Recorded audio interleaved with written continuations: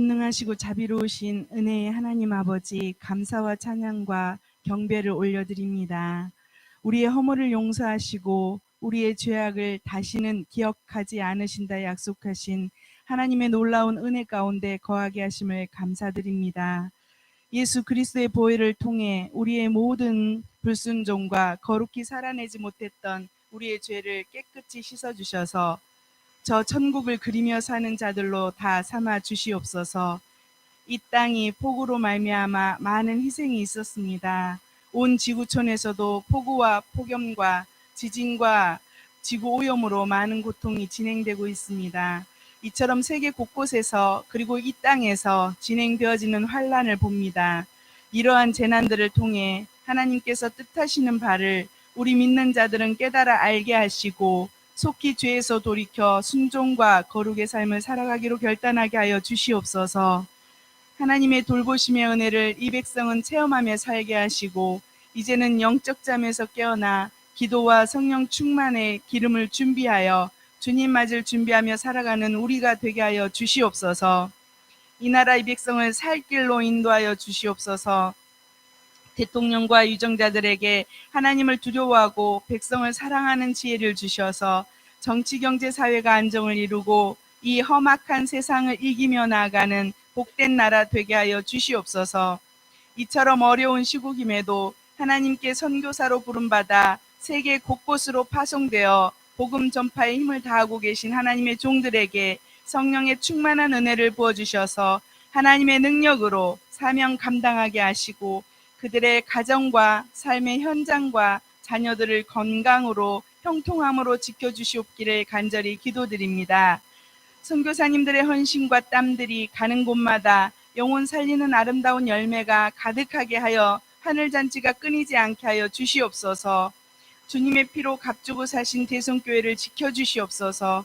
목사님과 모든 성도들의 삶을 지켜주시고 이 마지막 때를 성령 충만으로 이기며 세상 유혹과 죄악을 예수님의 피로 물리쳐 거룩한 백성으로 천국의 백성으로 승리하며 살아가는 우리 대성교회 모두가 되게 하여 주시옵소서. 각 목장들을 붙들어 주셔서 하나의 작은 교회로서 서로 잘 소통하며 영혼 구원의 장으로 하나님 쓰시는 목장들이 되기를 기도드립니다. 목자로서 헌신하는 심령들에게 힘을 더해 주시고 그들의 수고가 하나님이 기뻐 받으시는 산 제사가 되게 하여 주시옵소서. 말씀 들고 단위에 서신 홍석봉 목사님께 이 시간도 성령님의 놀라우신 은혜로 전하는 말씀이 성도들의 마음밭에 뿌려질 때에 살아 역사하시는 말씀 되게 하셔서 말씀이 능력이 되고 문제 해결의 열쇠가 되며 아픈 자가 낫게 되는 은혜가 있게 하여 주시옵소서. 주님께서 공급하시는 힘을 받아 지치지 않고 낙심치 않고 독수리가 날개치며 올라가듯 힘차게 사역을 감당하시는 우리 목사님으로 붙들어 주시고 영육간에 늘 강건케 하여 주시옵소서. 예배를 돕는 손길들을 언제나 갑절로 축복하여 주시고 어린아이에서부터 노년에 이르기까지 모든 성도들이 성령님의 임재를 바람으로 불로 체험되는 시간 되게 하여 주시옵소서. 갈급한 심령들의 간절한 기도가 응답되어지는 시간 되기를 간절히 원하옵고 우리 주 예수 그리스도의 이름으로 기도드립니다. 하나님은 너를 만드신 분, 너를 가장 많이 알고 계시며 하나님은 너를 만드신 분, 너를 가장 깊이 이해하신단다. 하나님은 너를 지키시는 분, 너를 절대 포기하지 않으며 하나님은 너를 지키시는 분, 너를 쉬지 않고 지켜보신단다. 그의 생각 셀 수 없고 그의 자비 무궁하며 그의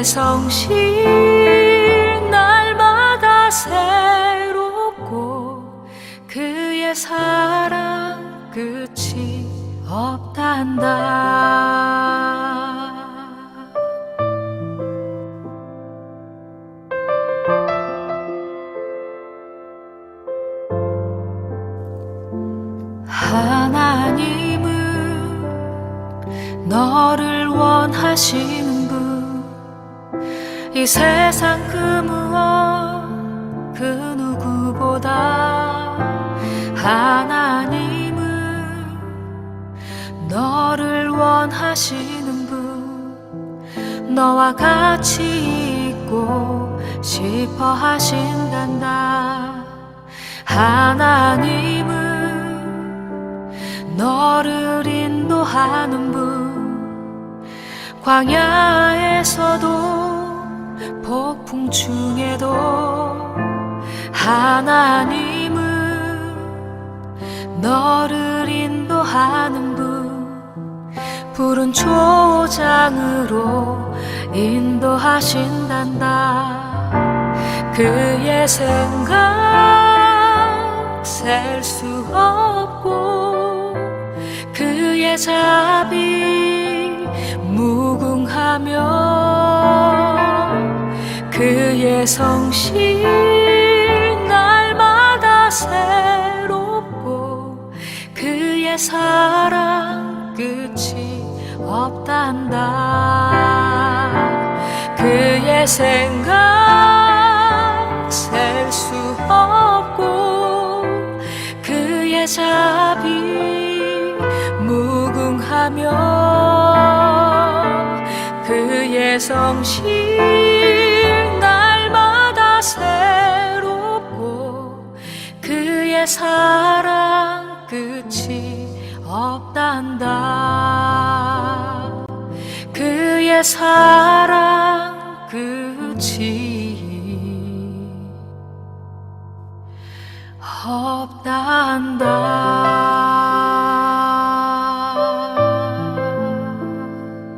다윗이 부하들과 함께 사흘 만에 시글락으로 돌아왔을 때에는 아말렉 사람이 이미 남부 지역과 시글락을 습격하고 떠난 뒤였다. 그들은 시글락에 진입하여 성에 불을 지르고 여자를 비롯하여 그 성읍 안에 있는 모든 사람을 어린아이나 노인 할 것 없이 사로잡아 한 사람도 죽이지 않고 끌고 갔다. 다윗이 부하들을 거느리고 그 성읍으로 들어와 보니 성은 불타버렸고 아내들과 아이들이 모두 사로잡혀 갔다. 다윗과 그의 부하들은 농노하 울었다. 모두들 더 이상 울 힘이 없어 지칠 때까지 울었다. 다윗의 두 아내인 이스라엘 여인 아히노엠과 나발의 아내였던 갈멜 여인 아비가일도 사로잡혀 갔다.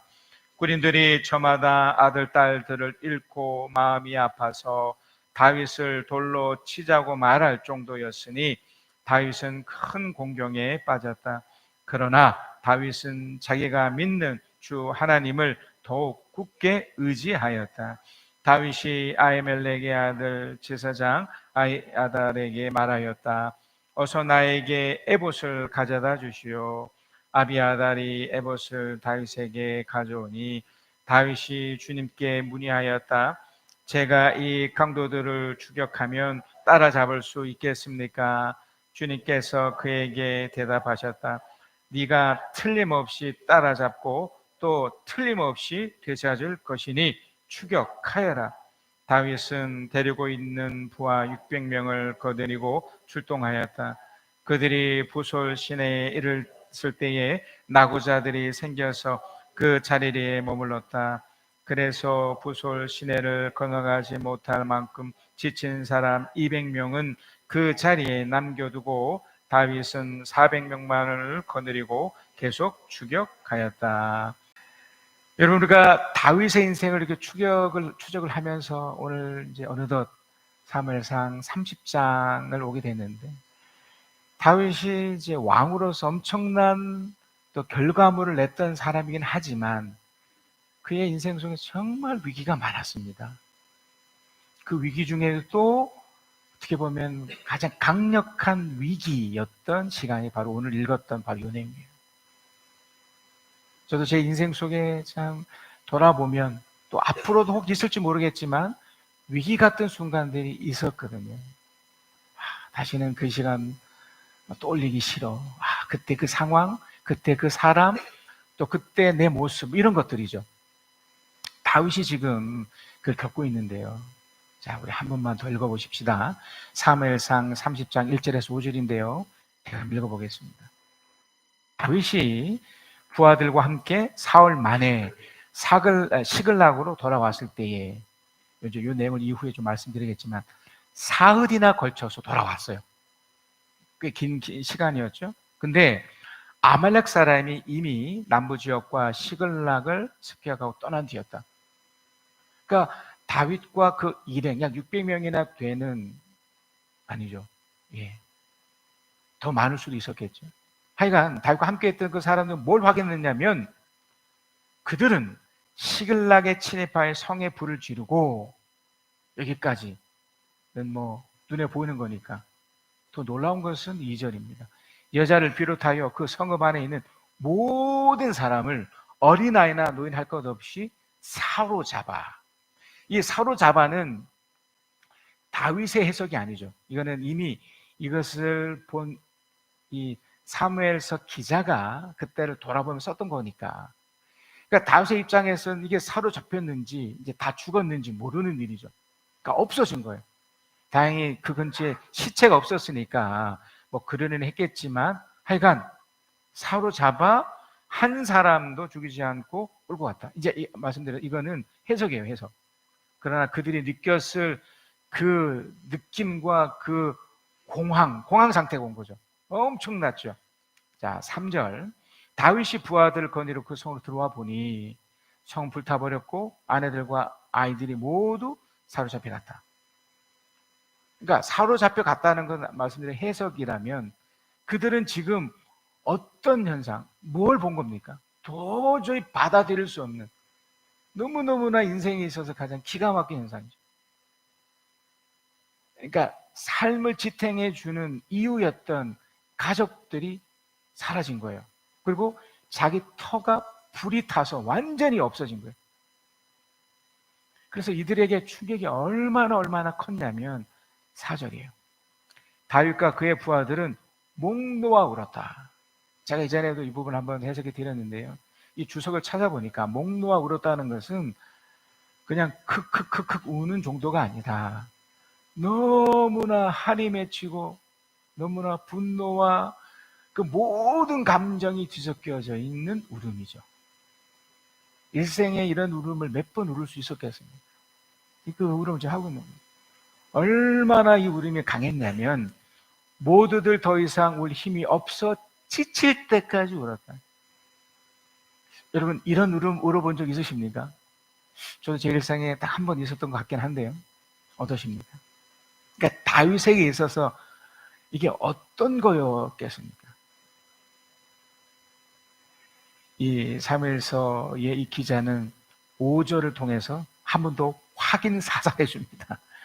다윗의 두 아내인 아스렐 여인 아히노임과 나벨 아내였던 갈멜 아비가일도 사로잡아갔다. 그러니까 사로잡았다는 건 해석이고요. 다윗이 그때 느꼈던 그 감정, 다윗이 느꼈던 그 어떻게 보면 그 공포심 같은 거였겠죠. 너무너무나 있을 수 없는 일을 당했는데, 여러분 이게 좀 느껴지시나요? 그러니까 우리들의 인생, 여러분의 인생 또 제 인생 속에서 사실 이런 일들이 안 일어나면 좋잖아요. 또 일어나서 또 안 될 일이고요. 하지만 일어날 수도 있죠. 어떤 드라마나 어떤 영화를 보면 다 이런 이야기잖아요. 우리가 그 속에 들어가서 나는, 그러니까 내가 이런 일을 겪었으면 이렇게 감정이입이 돼서 이렇게 공감이 일어날 거고요. 그렇지 않을 때는 저 사람 일이지만 안 됐다 뭐 이런 마음이 들 거고요.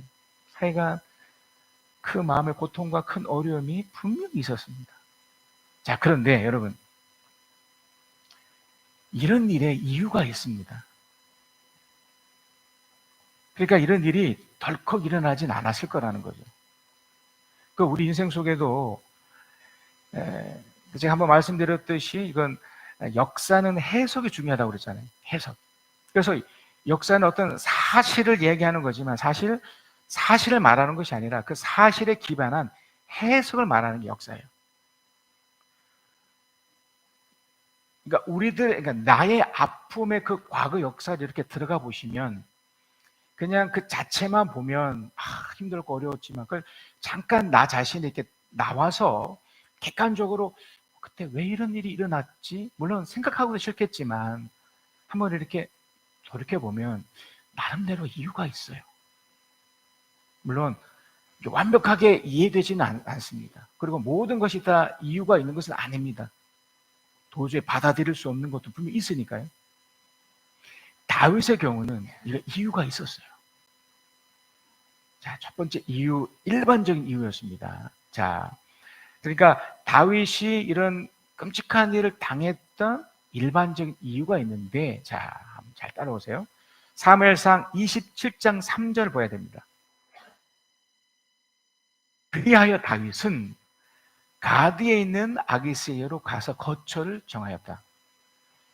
이제 본질적인 이유가 이제 이 이후에 제가 한 번 더 설명을 하겠지만, 그는 있던 터를 옮겨서 블레셋이라는, 블레셋 하면 떠오르시죠? 이전에 그 골리앗을 죽였던, 그러니까 골리앗이 블레셋 사람이었잖아요.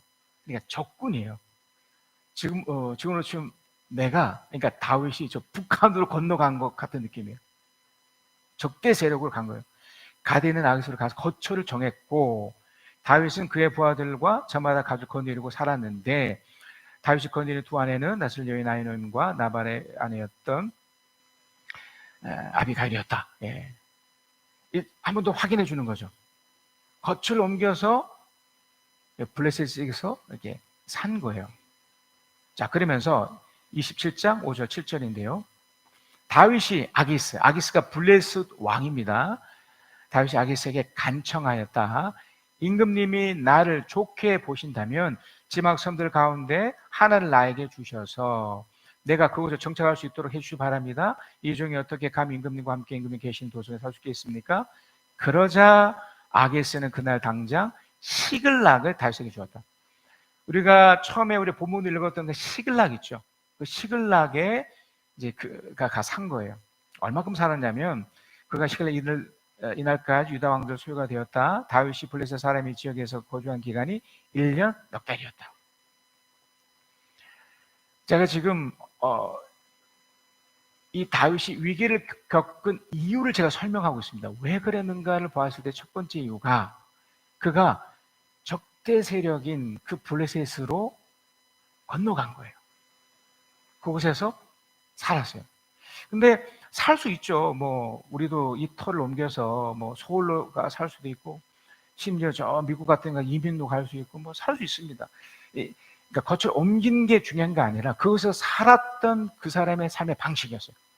다윗이 분명 이전의 시간을 이렇게 추적해 보면 신앙인이었다라고 말할 수 있는 사람인데 그는 전혀 신앙인답지 않은 삶을 그가 살게 돼요. 자, 사무엘상 27장 8절에서 12절입니다. 그가 이제 시글락을 속에서 사는데 바로 그 기간에 다윗은 부하들 거느리고 다니면서 잘 따라오세요. 그술 사람과 기르스 사람과 또 누굽니까? 아말렉 사람을 습격하거나 했다. 습격하거나 했다. 그러니까 이 사람들은 어떻게 보면 특히 이제 아말렉 사람은 블레셋 사람들하고는 그러니까 유대 관계가 좋았어요. 그러니까 유다 사람들하고는 또 다른 적대 세력이긴 했지만 블레셋 사람하고는 적대 세력이었어요. 관계가 좋았어요. 근데 여기에 살면서 그러니까 이 블레셋에 살면서 우호적인 아말렉 사람 습격했어요. 자, 그러면서 더 심각했던 건 그 사람들은 오래전부터 수로 강야와 이집트 공전선에 이르는 전 지역에 살고 있었다. 다윗은 자 9절입니다. 다윗은 그들이 사는 지역을 칠 때에는 남녀를 가리지 않고 한 사람도 살려두지 않고 양과 소와 나귀와 낙타 옷을 약탈하였다. 약탈한 거예요. 모두 죽여버리고 약탈한 거예요. 아말렉 사람들입니다. 이후에 시글락이 돌아왔었을 때 그 사람들을 다 사로잡아 갔던 사람, 그러니까 다 어떻게 보면 죽였을 거라고 예상했던 그 사람이 누구였을까요? 아말렉 사람들이었어요. 자, 지금 이유를 찾고 있는 겁니다. 그러니까 아말렉 사람들이 이유 없이 그냥 덜컥 시글락에게 와서 이 사람 죽였던 게 아니고 실제로는 먼저 다윗이 아말렉 사람들을 먼저 약탈했다는 거예요. 근데 이 약탈하는 것이 또 끝난 것이 아니라 10절입니다. 아기스는 을의 그대들이 오늘 어디를 습격하시오 하고 묻고 그럴 때마다 다윗은 보세요. 유다의 남쪽 지역을 털었다느니 여라무엘 족속의 남쪽 지역을 털었다느니 또는 겐 족속의 남쪽 지역을 털었다니 하는 식으로 대답을 하곤 하였다. 이게 뭘 의미하느냐면 11절에요. 다윗이 남녀를 가리지 않고 죽이고 가도로 데려가지 않은 것은 그들이 다윗의 정책을 알아 다윗이 그런 일을 하였다고 폭로할까 두려워했기 때문이다. 쉽게 말하면 속인 거예요. 아기스 왕을 속이고 블레셋 사람들마저 자기가 살기 위해서 속인 거예요. 아말렉 사람을 죽여놓고서 죽이지 않은 척한 거예요. 다윗은 블레셋 사람 지역에 거주하는 동안 언제나 이런 식으로 처신하였다. 아기스는 이 아기스 왕, 블레셋 왕이었던 아기스는 어떻게 보면 속임을 당한 거예요. 아기스는 다윗의 말만 믿고서 다윗이 자기 백성 이스라엘에 그토록 미움받으실 하였으니 그가 영영 자기의 종이 될 것이라 생각했죠. 그러니까 다윗이 왜 이렇게까지 살았는지는 잘 모르겠어요. 하여튼 분명한 것은 자기와 함께 했던 식구들을 먹여 살리기 위해서 그랬는지 모르겠지만 하여튼 속여요. 그들 속에서 뭔가 진행하고 있었던 겁니다. 여러분 여기서 이런 교훈이 가능하죠. 우리가 하나님을 믿는 사람이잖아요. 근데 우리는 이후에도 한 번 더 밝혀드리겠지만 우리는 삶의 방식이 달라요. 하나님을 믿는 사람들이기 때문에 세상 사람들처럼 사실 살 수 없습니다. 그러니까 세상 사람들이 사는 방식으로 우리가 어쩔 수 없이 따라가며 살 수 있지만 넘어서는 안 될 선이 있거든요. 하나님 믿는 사람들은 반드시 하나님을 두려워하는 모습으로 살아가야 되고요. 또 하나는 이 세상 속에도 어떻게 됐던 이 사람들을 속이고 또 이 사람들 향해서 어떻게 이렇게 이용하면서 이렇게 살지 않아야 된다는 거죠. 여러분 한 번 더 생각하셔야 돼요. 내가 이제 신앙이라는 걸 딱 내려놓고 그냥 뭐 이렇게 살 때 하나님을 모르는 사람들이 나를 평가할 때 그래도 저 사람은 참 괜찮은 사람이야 라는 인정을 받으시면 뭐 괜찮은 거죠. 하지만 아이고 뭐 저 사람이나 나나 별 수 없네 뭐 요 정도까지도 뭐 하지만 저 사람 아니야. 그런데 교회까지 다녀? 이야 이런 소리를 들으면 어떻게 될까요? 지금 다윗이 이렇게 된 거예요. 그러니까 자기가 살기 위해서 이런 행동을 의도적으로 했는지 아니면 정말 무서워서 이렇게 했는지 모르겠지만 그 오랜 시간 동안 사울을 피해서 여기까지 왔는데 왜 이렇게 됐을까요? 다윗이 위기를 맞이할 수밖에 없었던 결정적인 두 번째 이유가 있습니다. 아까는 좀 이렇게 일반적인 이유였다면 두 번째 결정적인 이유는 사실 사무엘상 27장 1절에 있어요. 사무엘상 27장 1절에 제가 한번 읽습니다. 다윗이 혼자서 생각하였다. 우리 한번 같이 읽어봅시다. 자, 다윗이 혼자서 시작. 다윗이 혼자서 생각하였다. 이제 이러다가 내가 언젠가는 사울의 손에 붙잡혀 죽을 것이다. 살아나는 길은 블레셋 사람의 땅으로 망명하는 것뿐이다.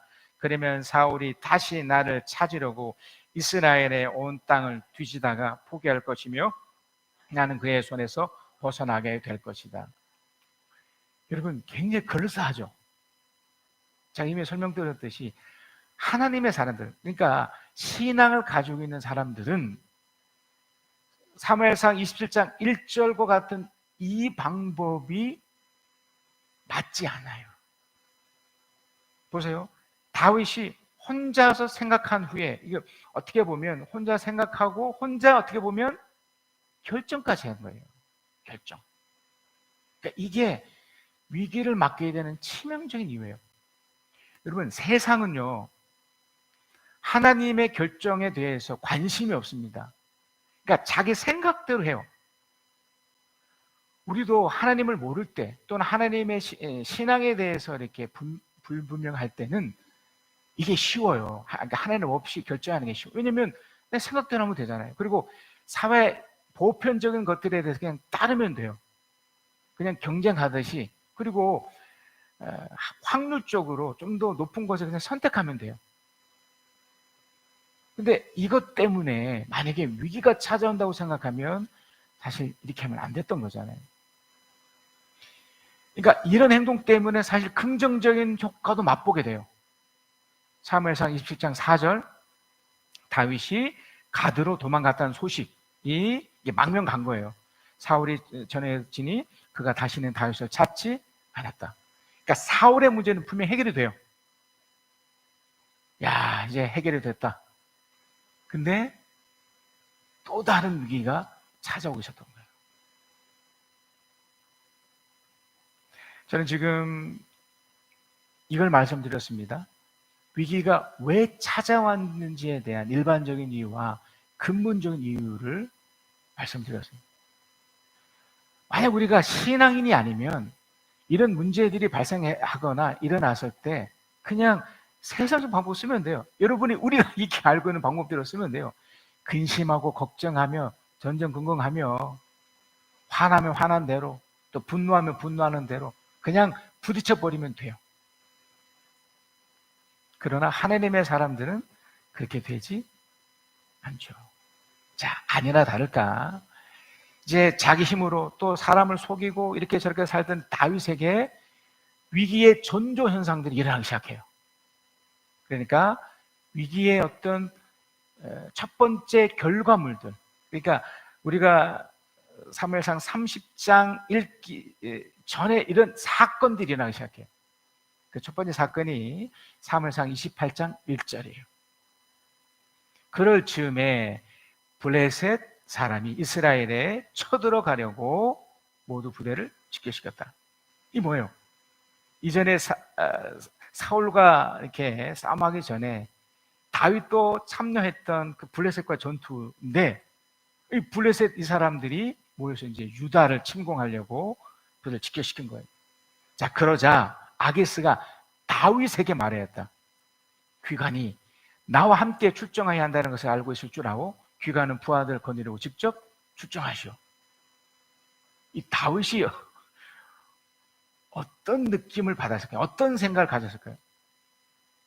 그러니까 지금 어떻게 보면 자신의 조국을 배신하라는 거잖아요. 지금 자기가 속여서 여기까지 왔는데, 그리고 어떻게 보면 아말렉도 유다의 적국이었잖아요. 그래서 이 아깃을 속이면서까지 했지만 또 한편으로는 그래도 자신의 조국을 그래도 돕고 싶은 마음이 왜 없었겠습니까? 그런데 이제는 빼도 박도 못하게 다윗, 당신이 아깃은 이 사람이 날 속인 걸 모르잖아요. 오케이, 당신은 나와 함께 저 유다를 치러 갑시다. 저 사울을 치러 갑시다. 이렇게 된 거예요. 어떨 것 같습니까?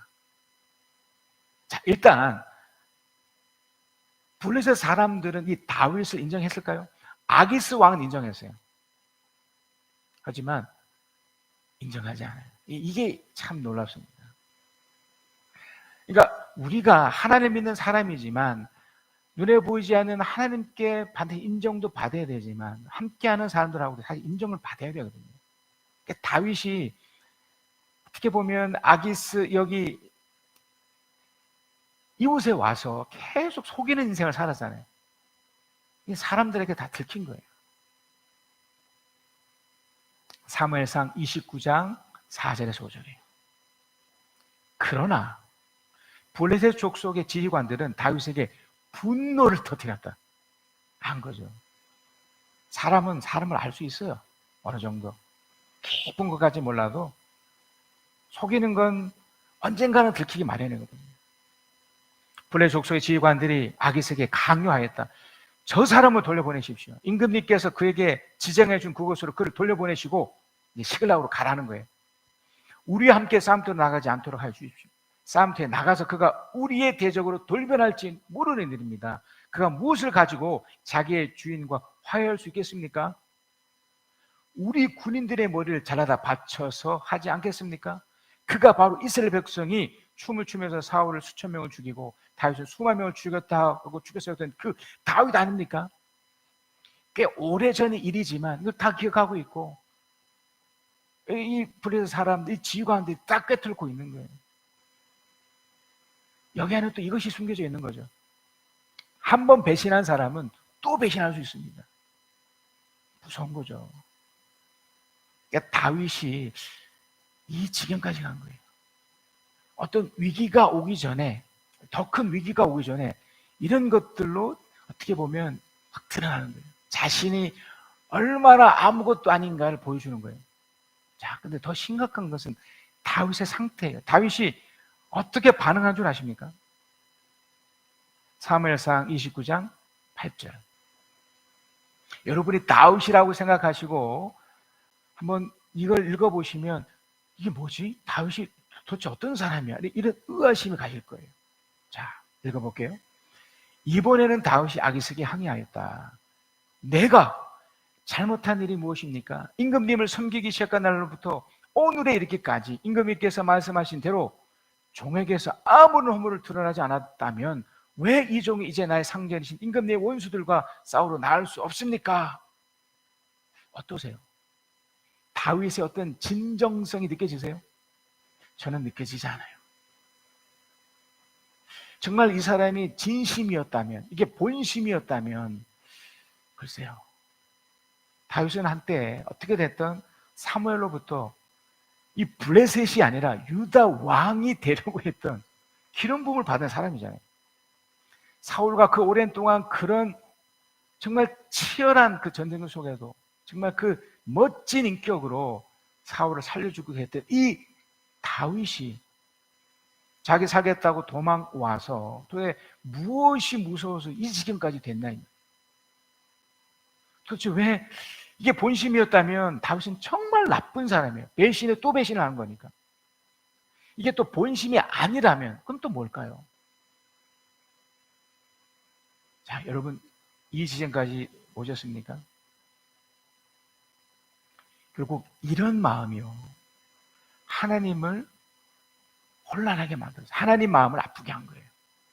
그러니까 위기는 결국요, 그냥 덜컥 그냥 툭 오지 않아요. 가만히 보십시다. 제가 좀 전에 설명드렸던 것처럼 내가 위기를 겪었던 그 시간을 한번 돌아가 보세요. 그때 너무 힘들었어, 너무 어려웠어. 나를 한번 객관적으로 딱 돌아와서 나를 한번 보자고요. 그때 하나님과 내 모습을 한번 아주 냉철하게 한번 관찰해 보시면 어떨까요? 어쩌면 다윗의 모습이 있지 않았을까요? 나 하나 살겠다고 눈 가리고 앙화하듯이 사람들 속이고 심지어 자기 자신도 속이면서 하나님이 없는 채 그냥 묵묵히 살았던 것은 아닌지 한번 보자는 거죠. 여러분, 그걸 한번 여러분 스스로 한번 확 찾아보셔요. 다윗이 다행스럽게 이걸 발견해요. 하지만 어떤 일이 펼쳐지나요? 우리가 사무엘상 30장 1절에서 5절 읽어도 그 내용이 일어납니다. 자, 그래서 이게 얼마나 큰 고통이냐면, 그러니까 이런 일이 있고 3일 후를 거쳐서 시글락이 왔더니 우리가 좀 전에 읽었던 그런 일이 펼쳐진 거예요. 사무엘상 30장 6절입니다. 군인들이 저마다 아들, 딸들을 잃고 마음이 아파서 다윗을 돌로 치자고 말할 정도였으니 다윗은 큰 공경에 빠졌다. 여기 큰 공경이라는 것은 제가 오늘로 이렇게 찾아보니까 완전히 그냥 무방비 상태가 된 거예요. 완전히 무방비. 이건 뭐냐면 그냥 공황장애가 온 거예요. 그냥 완전히 이제 끝난 상태예요. 이게 무서운 표현이죠. 이 지경까지 가면 절대 안 되는 상황.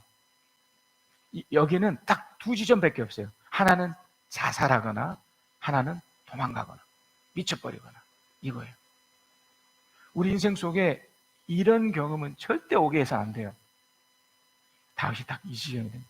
함께 있는 사람도 얼마나 화가 나고 이렇게 됐으면 다윗을 돌로 죽이고 싶은, 다 잃어버렸잖아요. 그 엄청난 시간 동안 함께 했던, 그리고 이 블레셋에 대해서 1년 4개월이에요. 뭐 짧으면 짧고 길면 긴 이 시간 동안 뭐 속였든 안 속였든 여기까지 와서 이렇게 살아왔는데, 뭐 다윗은 다윗이라고 치더라도 따라왔던 사람은 뭐예요? 어떠십니까? 이런 일이 일어나면 안 되지만 일어났고요. 이런 일이 또 생겼어요. 자, 그런데 그러나가 있어요. 그러나 다윗이 어떻게 보면 1년 6개월 전, 1년 4개월 전에 행동을 합니다. 제가 좀 전에 읽어드렸던 자기 혼자서 결정하고 혼자 생각하고 혼자 결정했던 것과 정반대, 이제 비로소 하나님의 사람으로서의 당연한 모습을 하나 하기 시작해요. 우리 한번 같이 읽어볼까요? 그러나부터 시작. 그러나 다윗은 자기가 믿는 주 하나님을 더욱 굳게 의지하였다. 더욱 굳게 의지하였다예요. 이상하죠? 어쩌면 큰 공경에 빠져서 뭐 도망가거나 미쳐버리거나 아니면 자살하거나 그 선택해야 되는데 다윗은 그렇게까지 않고, 그러니까 여기에 우리 모습을 담아야죠. 그리고 우리는 처음부터 자기가 믿는 주 하나님을 더욱 굳게 의지했다면 또 이런 위기 같은 상황이 올까요? 오지 않을까요? 당연히 오지 않죠. 그러니까 맨 첫 단추 1년 4개월 전에, 그가 아기스 왕 오기 전에, 블레셋 오기 전에 만약에 그가 하나님을 믿고 의지했고, 이제 그 다음 그 행동이 나오지만 그걸 했더라면 이 지경까지 결코 오지 않았죠. 성경의 역사, 그러니까 하나님의 사람들 역사를 추적해 보면 다 이렇게 돼요. 그러니까 미리 이걸 했더라면 이 지경까지 결코 가지 않았는데 여기까지 온 거죠. 어떻게 됐든 왔죠. 여기까지. 어떻게 했을까요? 그가 이제 구체적인 이 행동을 하는데, 자, 그가 이제 행동을 합니다. 자, 사무엘상 7절에서 8절입니다. 우리 한번 같이 읽어봅시다. 시작. 다윗이 에이멜렉의 아들 제사장 아비아들에게 말하였다. 어서 나에게 에봇을 가져다 주시오. 아비아달이 에봇을 다윗에게 가져오니 다윗의 주님께 문의하였다. 제가 이 강도들을 추격하면 따라잡을 수 있겠습니까? 주님께서 그에게 대답하셨다. 네가 틀림없이 따라잡고 또 틀림없이 되찾을 것이니 추격하여라. 여기서 중요한 표현이 틀림없이라는 거예요. 자, 하나님을 믿는 사람과 하나님 믿지 않는 사람이 딱 나눠질 때 바로 이 부분이거든요. 다윗은 비록 안타깝게 이 지경까지 왔지만 그는 더욱 하나님을 의지하면서 했던 행동이 뭐라고요? 하나님께 묻기 시작해요. 그러니까 문의해요. 하나님을 묻기 시작할 때 이 전 단계는 이미 말씀드렸듯이 그가 하나님을 인정해요. 하나님을 이제 인정하는 거죠. 하나님 인정했다는 것은 자기 자신의 한계를 또 인정하는 거예요. 이거 쉽지 않습니다. 여러분이나 저나 이 세상의 경쟁 구도에 익숙한 사람들은 자존심이 늘 있어서 자신이 부족하고 이런 것을 다 감추려고 하지 드러내지 않아요. 내가 이만큼 잘나면 잘났지 뭐 이렇게 되잖아요. 그러나 현장 또 현실 속에 딱 들어가 보면 자기가 얼마나 아무것도 아닌 것이 드러나지죠. 다윗은 자신의 위기 속에서 이것을 결국 발견한 거예요. 그러니까 미리 이것을 알았더라면, 그리고 그가 사울과의 그 관계 속에서 그걸 늘 경험했었잖아요. 이걸 했었어야 되는데. 그러니까 그는 자신의 한계를 인정하고 나서 난 별 수 없구나. 그러니까 여러분이나 저나 항상 첫 번째 이걸 생각하셔야 돼요. 이게 어떻게 보면 회개입니다. 회개가 아이고 잘못했습니다 이걸 말하는 게 아닙니다. 이게 회개가 아니고 마음을 고쳐먹는 거예요. 그러니까 어떤 마음이에요? 야, 이게 내 힘만으로는 안 되는구나. 눈에 보이지 않지만 내가 믿는 신앙, 즉 하나님이 도와주신다라는 이 단순한 진리를 붙잡고 나보다, 내 힘보다 하나님을 의지하는 곳으로 나가는 거죠. 세상에서는 정말 어리석어 보이지만 우리는 너무나 현명한 방법이에요. 여러분, 이 위기 같은 상황에 여러분 어떻게 하시겠습니까? 어떻게 하실 거예요? 여러분이 만약에 다윗이라면 어떻게 할 것 같아요? 할 거 없습니다. 자살하거나 도망가거나 미치거나. 여러분의 삶에 어려움이 탁 생겼는데 마음이 이렇게 고쳐지시던가요? 그렇지, 내가 한번 기도하고 주님께 나가야지 하실 수 있으시던가요? 만약에 그렇게 하신다면 여러분 다윗인 거예요. 결국 하나님이 귀 쓰시는 멋진 사람인 겁니다. 그러나 그렇지 않죠. 대부분 그렇게 하지 않아요. 다윗은 그렇게 했어요. 우리가 이걸 배워야 됩니다. 아셨죠, 여러분? 그렇게 하셔야 됩니다. 어려우면 어려울수록, 물론 여기엔 나의 어리석음 때문에 펴져질 수도 있고 또 그렇지 않을 수 있던 간에 어떻든 간에 하나님께 물어봐야 돼요. 물어봐야 돼요. 하나님 어떻게 해야 됩니까? 내 힘으로는 안 되니까 주님 도와주세요. 이렇게 하라고. 이게 회개이고 이게 기도고 이게 하나님을 의지하는 의미예요. 자, 그러니까 하나님 어떻게 얘기를 해줍니까? 이만한 채찍 들고요. 그래, 놈이 새끼, 그래. 한동안 안 찾더니 이제 날 찾아, 이렇게 하셨던데? 아니죠. 바로 즉시 답하시는 거예요. 바로 즉시. 틀림없이 쫓아갈 수 있을까요? 근데 보세요. 방법은 없죠. 그냥 가라니까 어딘 줄 알고 가요. 그러니까 이게 이제 두 번째예요. 회개하고 주님께 이제 신앙으로 이렇게 가게 되면 회복이 되면서 실제적인 방법들이 생겨요. 다윗에게 이제 생겼던 첫 번째 방식은 일단 무작정 가는 거예요. 무작정. 자, 사무엘상 30장 9절 10절이에요. 다윗은 데리고 있던 부하 600명을 거느리고 출동하였다. 그들이 부올 시내에 이르렀을 때에 나고자들이 생겨서 그 자리에 머물렀다. 이게 중요한 지점입니다. 하나님이 응답하셨다는 것을 우리가 기대는 하지만 현실 속에서는 당장 확 열리지 않아요. 어차피 여러분 이런 위기가 왔을 때는 이걸 하든 저걸 하든 금방 답을 못 주거든요. 자, 그럴 때 대부분의 이 말씀드렸듯이 그냥 포기하거나 미치거나 아니면 그냥 자살하거나 이렇게 한다고 그랬잖아요. 그럼에도 신앙에 있는 사람들은 하나님의 도와주면 어떻게 한다고요? 간다고요. 그냥 가는 거예요. 여러분이 지금 어려움이 있을 때 일단 무작정 가셔야 돼요. 기도하는 마음으로. 떨어졌나요? 또 떨어질 걸 생각하고 또 가는 거예요. 또 하고 또 됐다까지. 그러다가 지칠 때가 와요. 지칠 때까지 하는 거예요. 여기도 보세요. 낙오자들이 생겨서 머물렀다고 그러잖아요. 그리고 지친 사람들을 두고 어떻게 하면 계속 어떻게 합니까? 추격하는 거예요. 이게 왜 중요하냐면 보세요. 하나님이 결정권자잖아요. 하나님이 지금 그 일의 결과를 하나님이 잡고 있어요. 그러니까 하나님이 해결하실 건데 하나님은 지금 뭘 보고 싶냐면 그 위기를 일으켰던 그 다윗의 지금 상황, 그러니까 그 마음을 보고 싶은 거예요. 이 위기를 본인이 만든 거예요, 어떻게 보면. 그런데 하나님이 오케이, 틀림없이 반드시 줄 거야. 네가 추격하면 반드시 만날 거야. 라고 해놓고서 당장 안 보이게, 안 만나게 하신단 말이에요. 그러면서 다윗이 어떻게 하는가 하나님 보고 있는 거예요. 근데 다윗이 어떻게 합니까? 나그자가 나왔으니 아이고 역시 안 되는구나. 그래, 여기서 포기하자 라고 했다면 정말 이루어지지 않아요. 근데 어떻게 했나요? 계속 추격해요. 이게 중요한 첫 번째 지점이라고요. 여러분이 회개를 하고 나서 어떤 마음 가운데 하나님이 할 수 있다는 마음이 있다. 오케이. 그런데 또 난관이 생겼어요. 또 어려움이 생겼어요. 어떻게 합니까? 주저앉겠습니까? 아니요.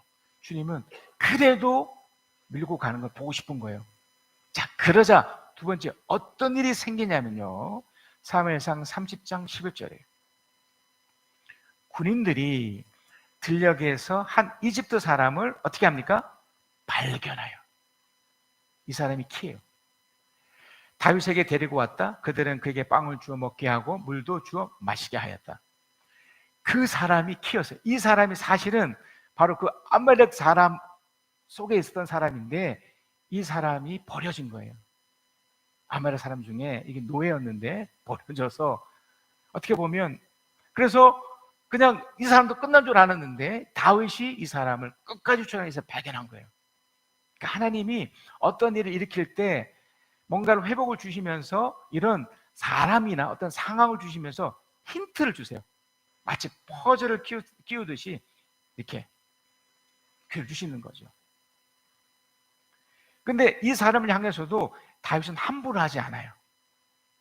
이것도 굉장히 중요한 지점인데 하나님 마음을 유지합니다. 왜냐하면 하나님이 분명히 회복해 주고 뭔가 다시 얻게 해줄 거라는 그런 기대가 있잖아요. 그 마음은 어떤 마음이에요? 하나님을 향한 기대의 마음과 더불어 마음이 따뜻한 상태이기 때문에 이걸 유지하려고 했던 거죠. 그래서 이 사람을 함부로 하지 않고 이전과는 다르게 함부로 하지 않고 따뜻하게 대해준 거예요. 빵도 주고 물도 주고 이렇게 한 거예요. 그러자 이 사람이 무엇을 결국 하게 되냐면 사무엘상 30장 16절에 20절입니다. 그가 바로 잘 먹여주고 물도 주었던 그 사람, 호의를 베풀었던. 그러니까 다윗의 입장에서 하나님 주신 그 따뜻한 마음, 그 기대하는 마음을 놓치지 않았던 그 상태에서 함께했던 그 사람이 다윗을 인도하여 내려갔다. 이 사람이 어떻게 했나요? 그 습격자들은 블레셋 소속의 땅과 유대 땅에서 약탈하여 온 그 많은 전리품을 가지고 사방을 흩어져서 먹고 마시며 큰 잔치를 벌이고 있었다. 그거 인도해 준 거예요. 놀랍죠? 17절 다윗이 새벽부터 그 이튿날 저녁까지 그들을 치니 그들 가운데 낙자를 한 젊은이 400명이 도망친 것을 알고는 한 사람도 살아남지 못하여 이라에 다윗은 아말렉 사람을 약탈했던 모든 것을 되찾았다. 두 안에도 되찾았다. 다 찾은 거예요. 심지어 전리품까지 다 얻어버렸어요. 여러분 놀랍지 않나요? 이게 엄청난 것이 숨겨져 있죠. 하나님이 틀림없이 하십니다. 틀림없이 이루어지고 펼쳐지는데 내가 중간에 이해하셨나요? 어려움이 왔을 때 넘어지지만 않으면 끝까지 하나님 주신 마음을 유지하려고만 했다면 이후에 다윗이 어떻게까지 하느냐면 사무엘상 30장 23절 26절입니다. 그 낙오됐던 사람들 있잖아요.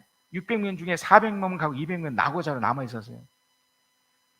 그러나 다윗은 그들을 달랬다. 동지들, 주님께서 우리를 지켜주시고 우리들에게 쳐들어온 습격자들을 우리의 손에 넘겨주셨어. 주님께서 우리에게 선물 주신 것을 가지고 우리가 그렇게 처리해서는 안 돼요.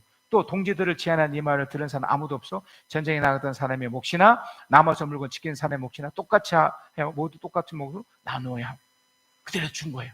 전리품을 나고자 떠지는 사람들에게도 이 따뜻한 마음을 그대로 함께 나누게 돼요. 그리고 나서 어떻게까지 또 하냐면 25절 다윗이 이때 이스라엘의 정한 율례와 규례가 되어 그때부터 오늘까지 지키고 있다.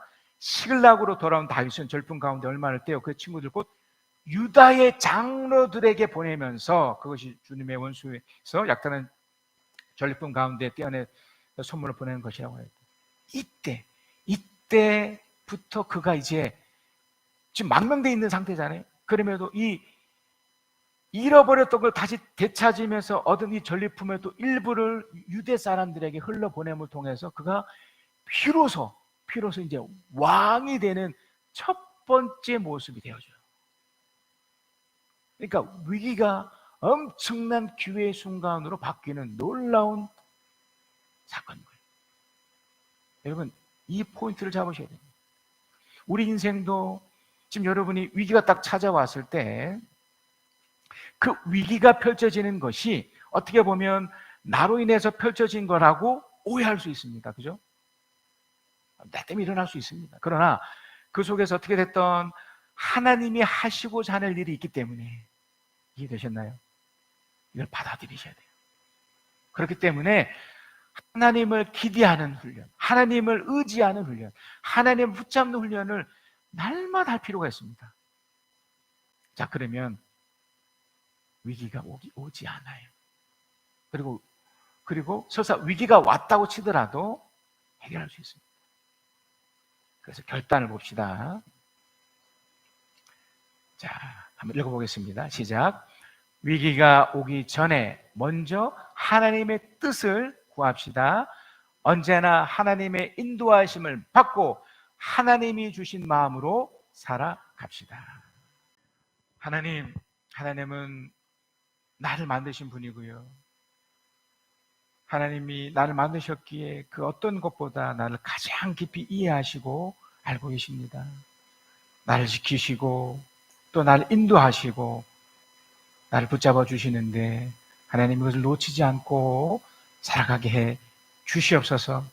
특별히 하나님 오늘 이 예배에 참여하고 또 영상으로 참여하신 하나님의 사람들에게 하나님이 어떤 분인가를 깊이 묵상하며 알게 해주셔서 먼저 위기 같은 그런 시간이 찾아오지 않게 해주시고 혹 그런 위기 같은 시간이 왔을지라도 하나님 뜻을 구하고 하나님 어떤 분인가를 깊이 알아 해결하고 또 은혜를 누리는 하나님 사람 되게 해 주시옵소서.